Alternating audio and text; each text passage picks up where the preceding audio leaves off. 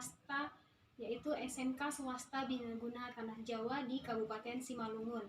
Saya mengajar bahasa Indonesia. Nah, saat ini saya juga sebagai mahasiswa PPG dalam jabatan kategori 1 gelombang kedua dari LPTK Universitas Negeri Medan. Nah, pada hari ini, hari Senin tanggal 12 Juni 2023, saya akan melaksanakan uji kinerja praktek pembelajaran dengan materi teks laporan hasil observasi pada kelas 10 SMK Swasta Binaguna Tanah Jawa dengan menggunakan model pembelajaran problem-based learning. Selamat menyaksikan. Selamat pagi semuanya. Pagi, Miss. Apa kabarnya, sehat? Sehat, Miss. Oke, baik. Nah, hari ini kembali lagi bersama saya, Miss Widi, ya, tetap di materi bahasa Indonesia. Oke, baik. Nah, kelasnya sudah dibersihkan tadi? Sudah, Miss. Rapi, pakaiannya rapi? Sudah, Miss. Cek dulu kanan kirinya. Sudah? Oke, baik. Nah, ya, sebelum kita mulai pembelajaran hari ini, saya mau cek daftar hadir ya. Lihat temannya ada yang nggak masuk hari ini?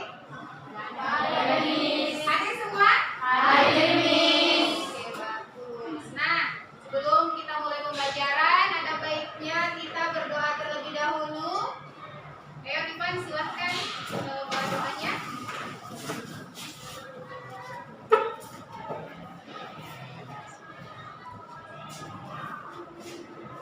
Baiklah, sebelum kita memulai pembelajaran kita, mari kita berdoa menurut agama dan kepercayaan kita masing-masing. Kita berdoa. Bapa di dalam surga, kembali kami ya Tuhan, bersyukur kehadirat-Mu oleh karena perintah Tuhan. Dan pada saat ini Tuhan, kami akan melanjutkan proses pembelajaran kami dalam bidang studi bahasa Indonesia. Sekiranya Engkau yang memberkati guru pengajar kami, Miss Widi, berkati kami juga ya Tuhan yang diajar supaya lebih mudah mengerti akan pembelajaran yang diajarkan. Kami manusia yang tidak luput dari dosa, kami memampukan itu supaya setiap anugerah yang Kau berikan kepada kami tidak terhalang olehnya. Inilah doa dan pengharapan kami di dalam nama Tuhan Yesus, kami sudah berdoa dan bersyukur. Amin. Oke, ya, tadi kita udah sama-sama berdoa untuk pembelajaran kita hari ini. Semoga sepanjang pembelajaran kita hari ini kita diberikan kemudahan dan kelancaran dalam berpikir, sehingga apa yang akan saya sampaikan pada hari ini dapat kita terima dengan baik. Oke? Oke, nah selanjutnya nih, sebelum kita mulai pembelajarannya, kita mau buat kesepakatan kelas kita hari ini. Oke? Kita masih ingat kesepakatan kelas kan? Masih. Oke, saya mau tahu dulu apa kesepakatan kelas kita yang pertama? Kerja sama. Ada lagi? Bahagia. Harus bahagia. Apa lagi? Disiplin. Terus? Ada lagi? Tepat waktu. Tadi udah ada kerja sama. Kemudian bahagia, disiplin, tepat waktu. Oke, berarti ada 4 kesepakatan kelas kita hari ini ya. Oke, baik, sama-sama kita jalankan untuk pembelajaran kita hari ini. Nah, ya, jadi ya sebelum kita masuk nih ke pembelajaran kita hari ini, ya, masih ingat apa materi kita yang sebelumnya, Nak? Tentang apa, Eo?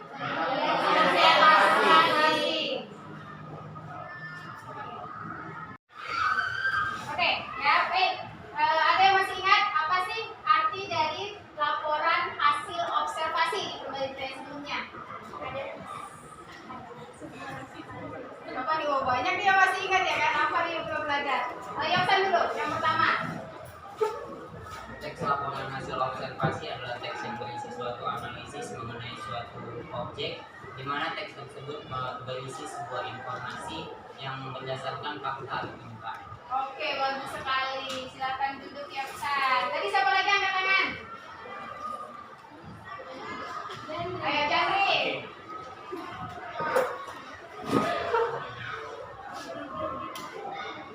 Menurut saya, laporan observasi itu adalah kegiatan pengamatan atau atau mengamati suatu objek yang dimana bertujuan supaya kita mendapatkan informasi dari objek tersebut. Oke, baik. Ya, tepuk tangan dulu untuk teman-teman. Oke ya, jadi ya tadi sudah diterangkan oleh temannya apa itu teks laporan hasil observasi. Nah, pada hari ini kita tetap akan belajar tentang teks laporan hasil observasi. Baik, ya, jadi hari ini kita akan tetap membahas tentang teks laporan hasil observasi, ya, di mana materi pembelajaran kita hari ini itu ialah menganalisis struktur dan kaidah kebahasaan dari teks laporan hasil observasi, di mana tujuan dari pembelajaran kita hari ini ya adalah yang pertama, nantinya kamu akan mampu untuk ya menganalisis struktur teks laporan hasil observasi. Yang kedua, nanti kamu akan mampu untuk menganalisis kaidah kebahasaan dari teks laporan hasil observasi. Oke, masih semangat? Masih. Oke, baik. Nah, ya sebelum kita masuk ke materinya, ya di sini saya akan putarkan ya ada satu video ya tentang observasi salah satu jenis hewan. Oke, hewan apakah itu? Mari kita lihat bersama-sama. Oke, baik ya, mari kita sama-sama simak video tentang observasi salah satu jenis hewan. Oke? Di video kali ini kita akan belajar mengenal kelinci. Kelinci menjadi salah satu hewan peliharaan. Dia baik karena dapat bersahabat dengan manusia. Yuk kita mengenal lebih jauh tentang kelinci. Apa yang teman-teman ketahui tentang kelinci?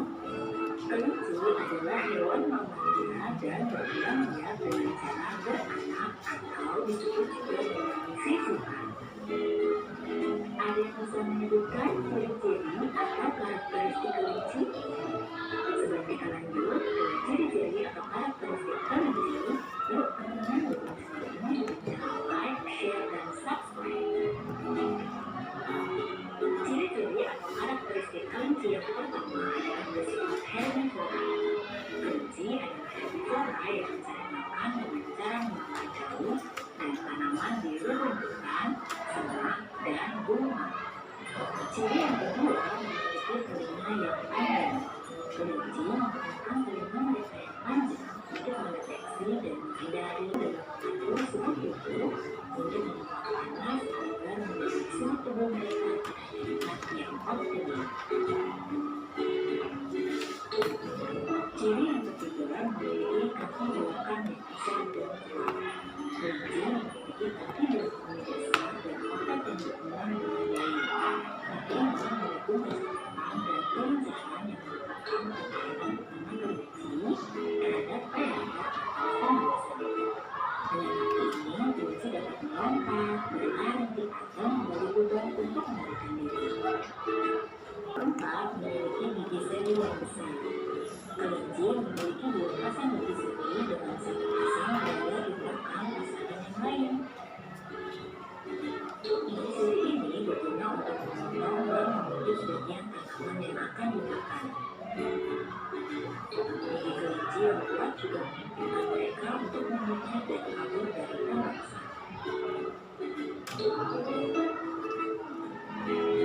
Dan yang kelima, bersifat nokturnal. Artinya, kelinci adalah hewan yang nokturnal atau dapat beraktivitas di malam hari. Mereka memiliki penglihatan yang kuat dan dapat mendeteksi mangsa atau adanya pemangsa.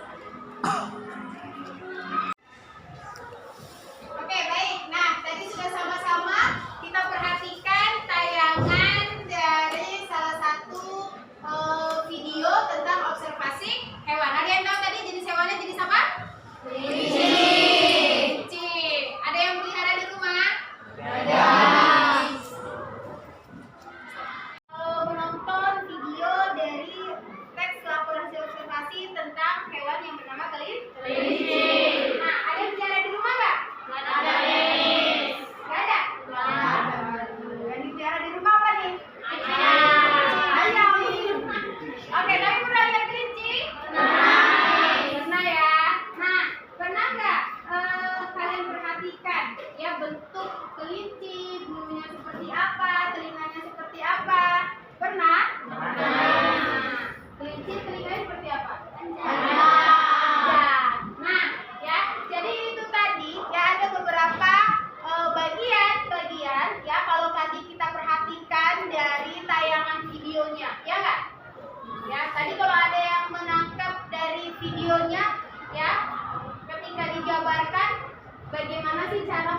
menjabarkan observasi kelinci tadi dimulai dari apa?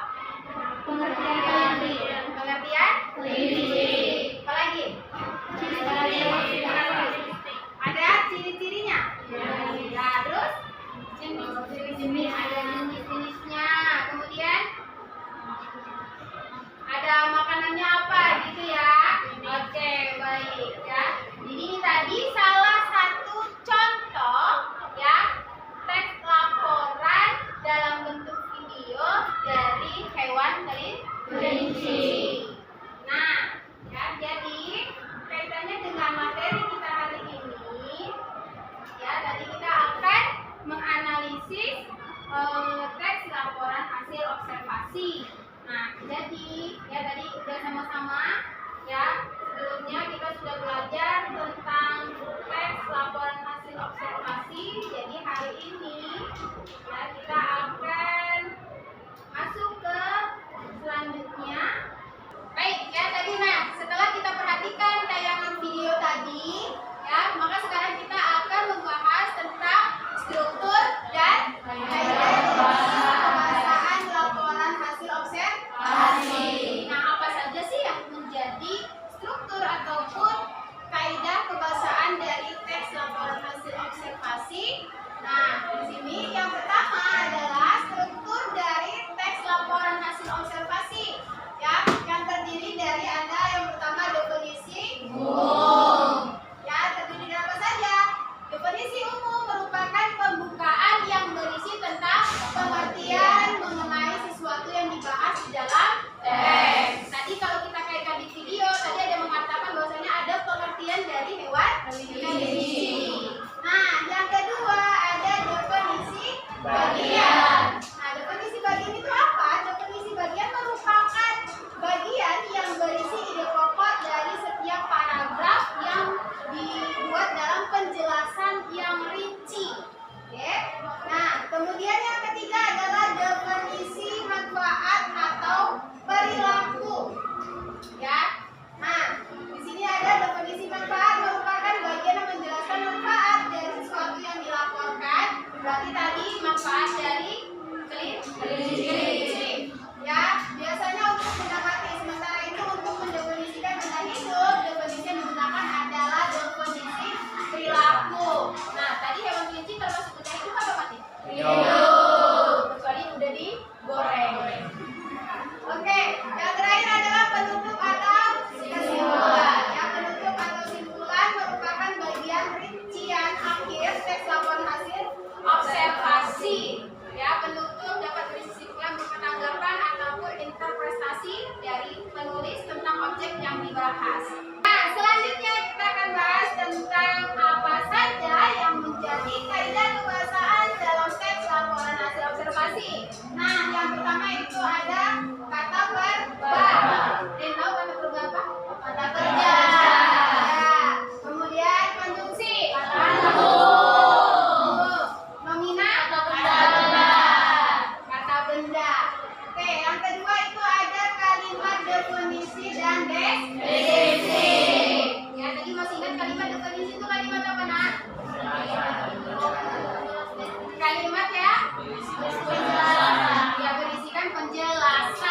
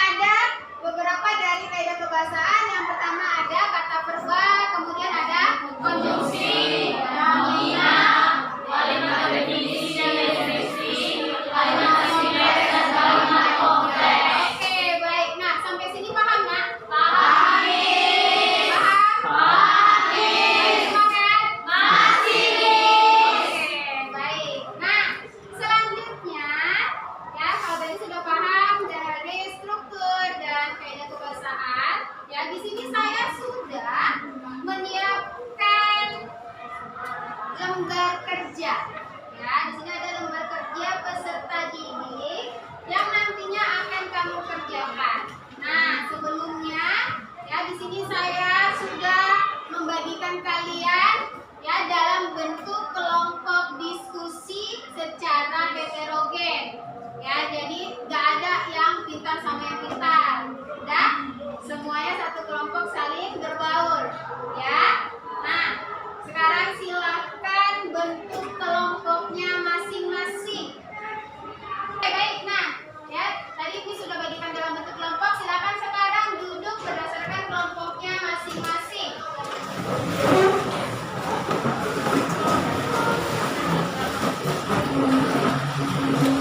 Silahkan bangkunya ya.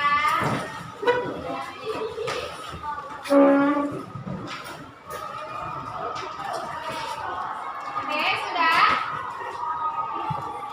Oke, ya sekarang kita lagi kelompok 1. Ya, ini kelompok 1, kelompok 2, ini kelompok 3, 4, 5. Ya, jadi kita ada 5 kelompok. Baik, ya. Nanti ini akan saya bagikan lembar kerjanya. Ya, nanti di sini sudah ada petunjuk pengerjaannya. Ya, di sini sudah ada petunjuk pengerjaannya. Kemudian di dalamnya nanti akan ada satu teks laporan hasil observasi tentang hewan kelinci. Kalau tadi kita sudah tonton videonya, nah sekarang ini dalam bentuk teks laporannya. Oke?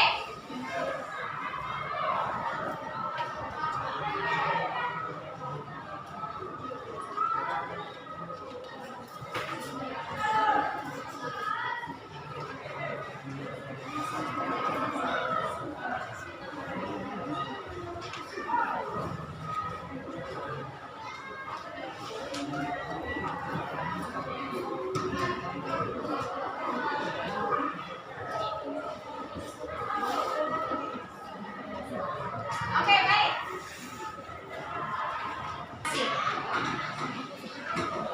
Ya. Nah, di situ sudah ada petunjuk belajarnya. Ada? Ada. Oke. Nah, ya. Kemudian di KPD itu ada teks observasi tentang hewan kelinci. Nanti di atasnya tinggal kamu tuliskan identitas kelompoknya. Ya, nak. Nanti buat ya. Kelompok 1 siapa saja. Nah, apa di situ yang diminta? Apa yang diminta? Mengisi struktur. Ya, yang pertama menganalisis struktur. Yang kedua menganalisis analisis kaidah kebahasaan. Nah, di situ sudah saya buat dalam bentuk kolom-kolom. Ya, jadi nanti kalian isikan jawabannya di dalam kolom tersebut. Oke? Paham? Ada pertanyaan, nak? Pas? Kelompok 5 bagaimana? Pas? Oke, baik. Nah, ya ingat tadi kesepakatan kelas kita yang pertama ada kerja sama. Ya, silakan saling bekerja sama, diskusikan masalah yang ada dalam LKPD ini dengan kelompoknya masing-masing. Nanti kalau ada yang belum paham, ada yang kurang paham, silakan tanya sama saya. Baik, silakan diskusi kelompok.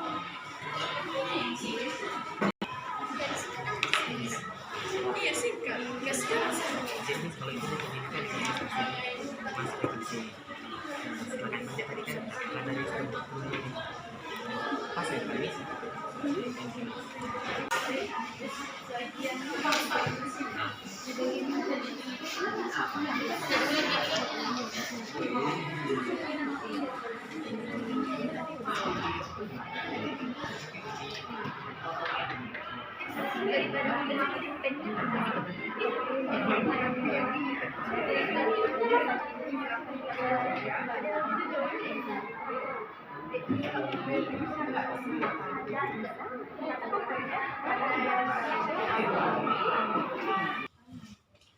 baik ya. Tadi udah sama-sama selesai semuanya. Nah, sekarang kita akan presentasikan hasil diskusinya. Nah, ya, saya mau tanya dulu kelompok mana nih yang mau maju pertama untuk presentasi?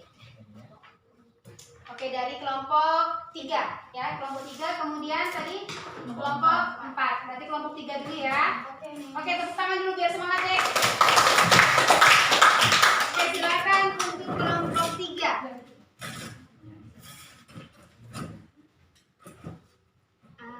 Halo everyone, jadi di sini kami dari kelompok 3 ingin mempresentasikan hasil diskusi kami yang dimana pada sistem kerja kelompok kita pada hari ini adalah mengenai menganalisis struktur dan kaidah kebahasaan teks laporan hasil observasi. Nah, pada kali ini yang akan menjelaskan struktur dan kaidah kebahasaan teks laporan hasil observasi adalah teman saya yaitu Jandri Tambuna. Kami persilakan Jandri. Baik semuanya, saya Jandri Tambunan dan saya akan membacakan hasil dari diskusi kelompok kami mengenai struktur teks laporan hasil observasi, yaitu yang pertama. Nah, di sini terdapat struktur yang pertama itu adalah pernyataan umum.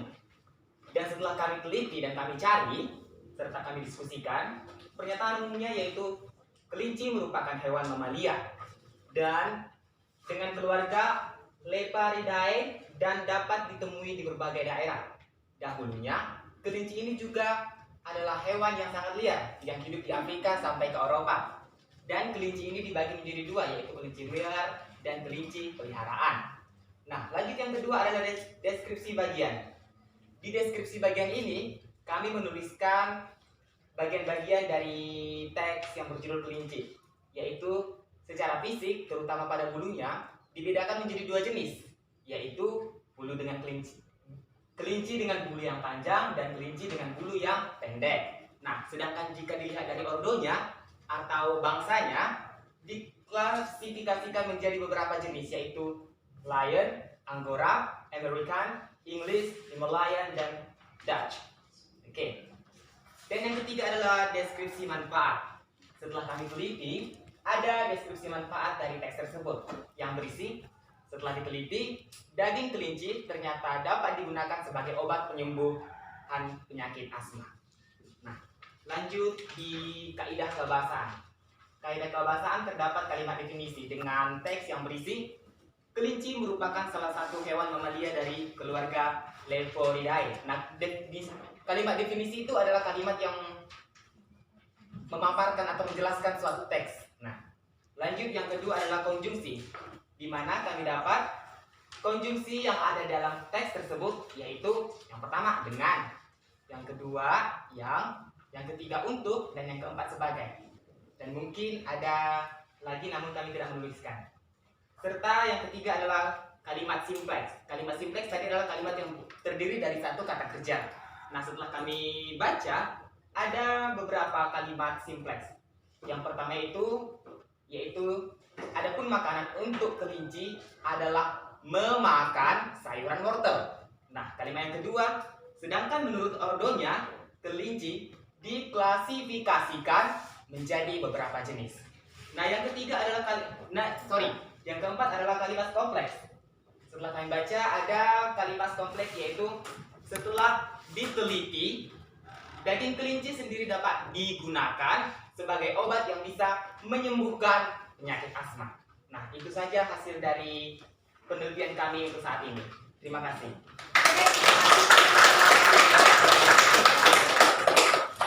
Oke, ya bagus sekali dan sangat jelas tadi memaparkan analisis struktur dan kebahasaan dari teks laporan hasil observasi tentang hewan kelinci. Nah, bagaimana nih teman-teman yang lain? Apakah ada pertanyaan? Oke, baik. Tadi ada yang mau bertanya dari kelompok 5, ya, dari Rifan. Silakan Rifan, mau dipertanyakan ke kelompok 4? Ya. Oke, silakan Bu Dirina. Oke, jadi sudah disampaikan, saya bernama Rifan dari kelompok 5. Sebenarnya saya ingin sekedar memperjelas. Tadi kalau tidak salah saya mendengarkan Kak Iksan Kak Yoksan, ya Kak Yoksan tadi mengatakan bahwasanya kalimat yang namun setelah dilakukan observasi, faktanya kelinci juga dapat diberi pakan sayur-sayuran hijau, biji-bijian, umbi-umbian, serta ampas tahu, dan itu masuk ke kalimat simplex. Akan tetapi, ya kalau kita lihat di sini, sepertinya bukan hanya satu kata kerja. Ya karena di sini ada dilakukan, lalu ada juga diberi. Ya jadi sudah lebih dari satu kata kerja. Jadi menurut saya itu termasuk ke kalimat kompleks gitu. Mungkin bagi perbaikan atau bisa diperjelas oleh Miss. Oke, baik, terima kasih. Tepuk tangan dulu untuk Risa. Jadi kelompok 5 masih semangat? Masih. Oke, harus bahagia. Oke, yuk silakan kelompok 5. Good morning guys. Good morning. So, kami akan mempresentasikan hasil observasi kami. Yang pertama strukturnya dan juga kaidah kebahasaannya. Sebelumnya saya akan memperkenalkan rekan-rekan saya. Yang pertama yaitu Joyce Evelyn Nenggolan, dan yang kedua Reva, dan yang ketiga Livan, dan saya sendiri yaitu Sapna Servita. Yang akan menjelaskan ini saya serahkan kepada rekan saya Livan Semangatari.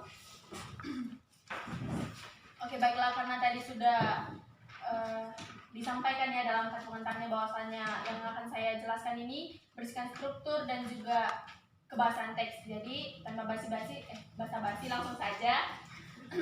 Dalam pernyataan umumnya yang kami ambil yaitu bahwasanya kelinci merupakan salah satu termasuk hewan mamalia dari keluarga Leporidae. Hewan kelinci ini bisa ditemui di berbagai daerah di muka bumi ini.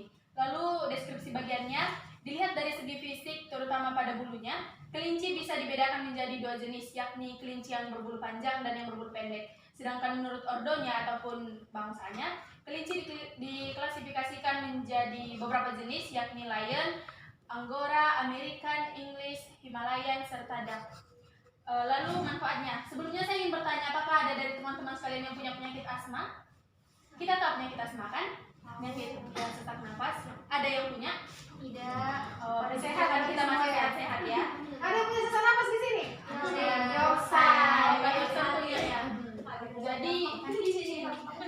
Jadi ada manfaatnya kita belajar ini. Jadi di sini dikatakan bahwasanya daging kelinci ini bisa digunakan sebagai obat yang bisa menyembuhkan penyakit asma. Jadi bolehlah sering-sering ya memakan ini daging kelinci ya.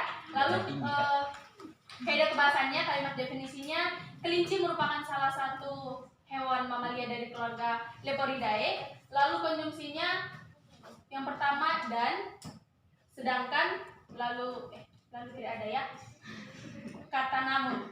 Nah, kalimat simpleksnya, kelinci identik memakan sayuran wortel. Kita garis bawahi memakan, itulah kata kerjanya di sini.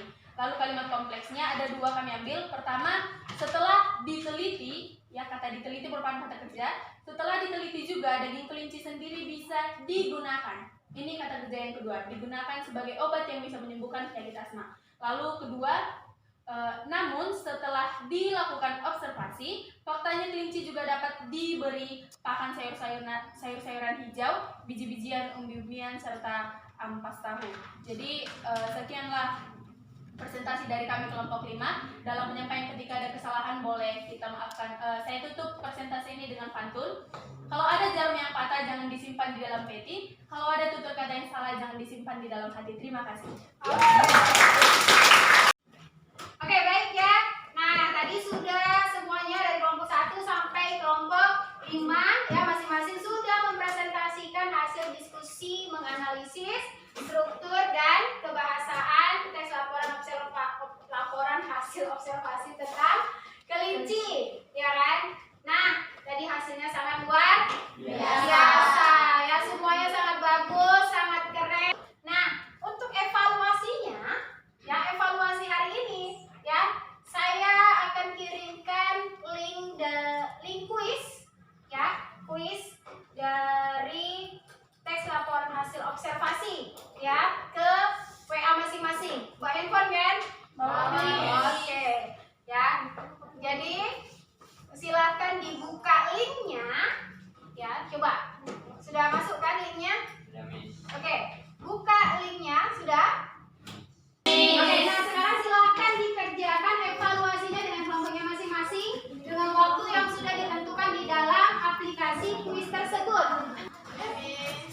habis waktunya. Nah, dari 5 kelompok ada nggak yang benar semua? Ada. Ayo, kelompok yang benar semua. Kelompok 5. Ya. Kelompok 4 Miss, benar semua. Benar semua. Kelompok 2 Miss semua. Gampang ya soalnya nih. Kelompok 2 9. Kelompok 1 8 Miss. 8. Kelompok 4 berapa? 9. 9. Kelompok 3 benar semua. Berarti yang benar semua ada kelompok 5 dan kelompok 3.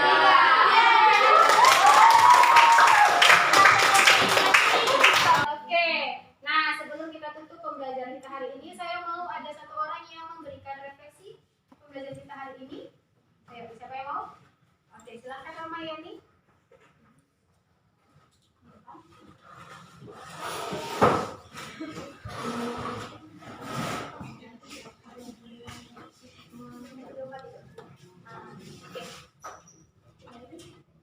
Oke, selamat pagi semua. Saya Rahmayani Saragi. Di sini saya akan memberikan sedikit refleksi dari pembelajaran kita pada hari ini.